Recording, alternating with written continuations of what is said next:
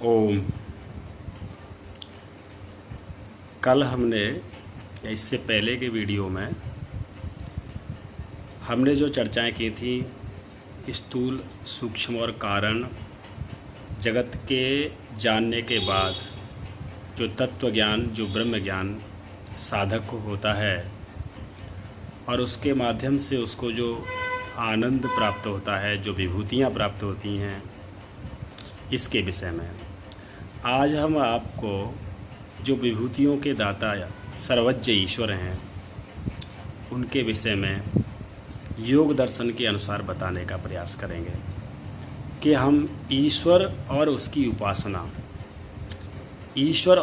उपासना कैसे करें योग दर्शन के माध्यम से। तो इसके लिए महर्षि पतंजलि जी ने जो योग सूत्र दिया है वो है क्लेश कर्म विपाक आशय परामुष्ठ पुरुष विशेष ईश्वर। इस सूत्र के माध्यम से ईश्वर के विषय में बताने का प्रयास हम करेंगे। देखिए, जिसकी हम उपासना कर रहे हैं उसके विषय में ज्ञान होना बहुत ज़रूरी है।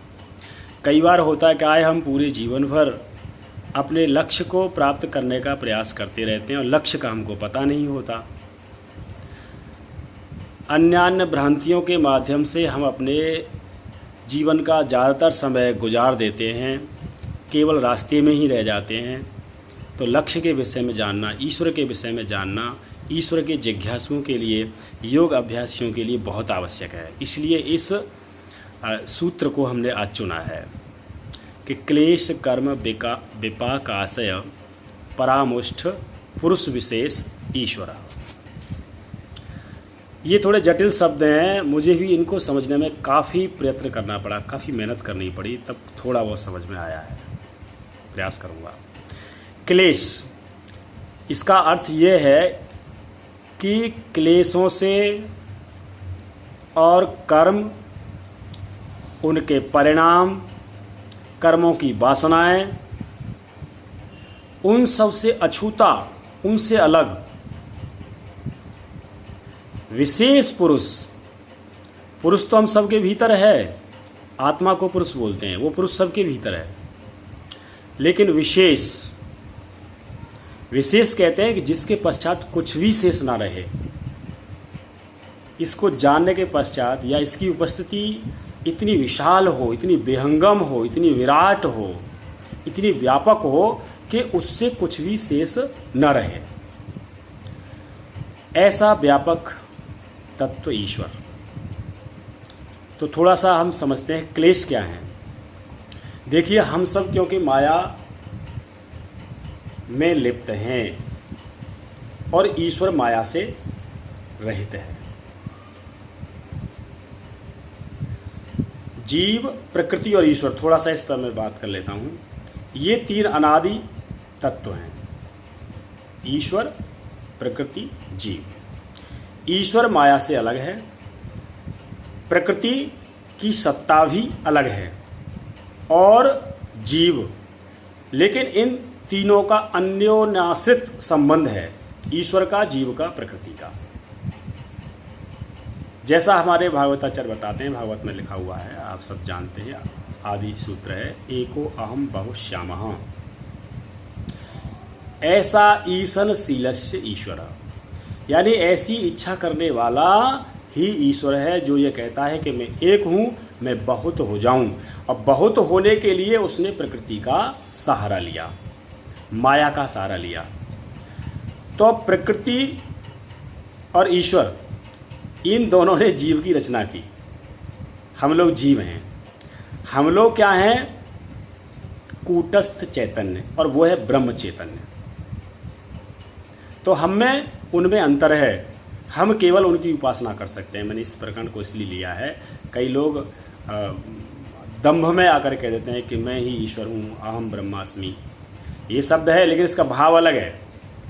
केवल कहने मात्र से कोई ब्रह्म नहीं हो जाता। ऐसे ही ईश्वर, जीव, प्रकृति, इन तीनों तत्वों को जानने के पश्चात हम ईश्वर के बारे में जानकारी करने का प्रयास करेंगे। तो प्रकृति जड़ है, ईश्वर विशुद्ध चैतन्य है, और जीव के अंदर जड़ प्रकृति और चेतन ईश्वर, इन दोनों की मिश्रण है, इन दोनों का मिश्रण है। हमारे पास ईश्वर की झलक है आत्मा के रूप में, हम कूटस्थ चैतन्य हैं, और ईश्वर ब्रह्म चैतन्य है, वो माया से बिल्कुल परे है। जैसा कि एक वेद मंत्र में आता है कि एक ही संसार रूपी वृक्ष पर बैठे हुए दो पक्षी हैं। तो जीव तो वो पक्षी है जो उस संसार रूपी वृक्ष के फल को खाता है और उसके परिणाम को भोगता है, यानी कर्म करता है, परिणाम को भोगता है, क्योंकि वह प्रकृति से मिश्रित है। लेकिन ईश्वर साक्षी दृष्टा है, निराकार निर्विकार है, वह केवल और केवल देखता है, वो फल को नहीं खाता, क्योंकि वो माया से रहित है। उसकी इंद्रियां नहीं है, उसका शरीर नहीं है, उसका मन नहीं, बुद्धि नहीं, चित्त नहीं, अहंकार नहीं, ये सब हमारे साथ हैं, केवल जीव के साथ ये सब लगा हुआ है। इसलिए परवश जीव सुयस भगवंता, जीव अनेक एक श्रीकंता। हम लोग परवश हैं, हमको माया में रहना पड़ेगा, लेकिन हमारा अधिकार है उपासना करने का, केवल उपासना करने का अधिकार है जीव का। और जीव की भलाई इसी में है कि ईश्वर की उपासना करे। अब वो उपासना कैसे करे और किसकी करे, मैं इस पर चर्चा करता हूँ। तो देखिए, ईश्वर क्या है? क्लेश कर्म विपाकाशय परामुष्ट पुरुष विशेष ईश्वर है। कोई भी क्लेश नहीं होना चाहिए। क्लेश कौन से हैं? अविद्या, अस्मिता, राग, द्वेष, अभिनिवेश। ऐसे क्लेश हैं जो बड़े से बड़े ज्ञानी को लगे रहते हैं। बड़े से बड़ा ज्ञानी भी इन क्लेशों से प्रभावित होता है। अविद्या उसके साथ लगी हुई है। अविद्या क्या है? सत वस्तु को असत मान लेना और असत को सत मान लेना। असत क्या है? ये संसारी पदार्थ जो परिवर्तनशील गुण धर्म वाले हैं, जो परमाणुओं से बने हुए हैं, वो सब असत हैं, वो सब टेम्परेरी हैं, वो सब परिवर्तनशील हैं, इसलिए असत हैं वो। असत का मतलब ये नहीं है कि वो बिल्कुल है ही नहीं, हैं, लेकिन उनकी सत्ता नहीं है, स्थिर नहीं है। वो एक स्थिर तत्व हम सबके साथ है, वो है चेतना। वो चेतन तत्व अनादिकाल से हमारे साथ है, इसलिए उसी चेतना के माध्यम से उस परमात्मा की उपासना करने का हमारा अधिकार है। अगर हम जड़ तत्वों की ओर आगे बढ़ जाते हैं, प्रकृति की पूजा करने लग जाते हैं, तो हमारा चेतन तत्व पछताता रहेगा। तो हमें चेतन तत्व की उपासना चेतन तत्व से करनी चाहिए। तो उस चेतन तत्व को जानने के लिए पहले अविद्या क्लेश को दूर करना पड़ेगा, यानी कि जो सत पदार्थ है आत्मा, उसको जानना पड़ेगा, और असत पदार्थ जो प्रकृति है उससे दूर हटना पड़ेगा। अविद्या, अस्मिता, मैं पहले भी शायद किसी वीडियो में चर्चा कर चुका हूँ। अस्मिता वो क्लेश है जिसमें सूक्ष्म अहंकार होता है, जिससे व्यक्ति ये सोचता है कि मेरा अस्तित्व है। वास्तव में हमारा अस्तित्व नहीं है, केवल सोचने की बात है। अभी नहीं पता 2 मिनट बाद क्या हो जाएगा या 2 दिन बाद क्या हो जाएगा। ये हम लोग क्योंकि जीते हैं इसी अस्मिता क्लेश की वजह से जीते हैं, नहीं तो अगर ये क्लेश न रहेगा तो फिर व्यक्ति जी भी नहीं पाएगा।